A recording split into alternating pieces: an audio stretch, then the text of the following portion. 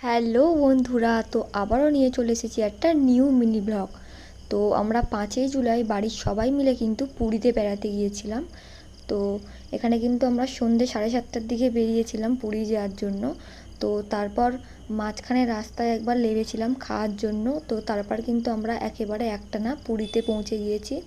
তো পুরীতে আমরা ওই ভোর 4:30টার দিকে পৌঁছেছি। ভোরের এই সমুদ্রটা জাস্ট দেখো কত সুন্দর দেখতে লাগছে। তো তারপর কিন্তু আমরা ওই সমুদ্রের ধারে কিছুক্ষণ বসেছিলাম। বসার পর তারপর আমরা কিন্তু এখানে হোটেল খুঁজছিলাম ভালো। তো অনেক খোঁজার পর লাস্টে কিন্তু আমরা এই হোটেলটা নিয়েছি। তো এটা ছিল আমাদের হোটেলের রুম। তো রুমটা বেশ মোটামুটি ভালোই ছিল। তো তারপর হোটেলে একটু রেস্ট নিয়ে আমরা কিন্তু বাইরে গিয়েছিলাম। গিয়ে একটা ডাব খেয়েছিলাম প্রথমেই, যেহেতু সারা রাত জায়গা ওই জন্য একটা ডাব খেয়েছিলাম। তো তারপর খেয়েছিলাম লুচি আর ছোলার ডালের তরকারি। তো এই দিন কিন্তু আমরা সমুদ্রে স্নান করিনি, ওই জন্য ঘরে একটু রেস্ট নিয়ে স্নান করে নিয়ে আমরা একটু রেস্টুরেন্টে খেতে গিয়েছিলাম। তো তারপর রেস্টুরেন্টে গিয়ে তো এখানে দেখছিলাম কি কি আইটেম ছিল।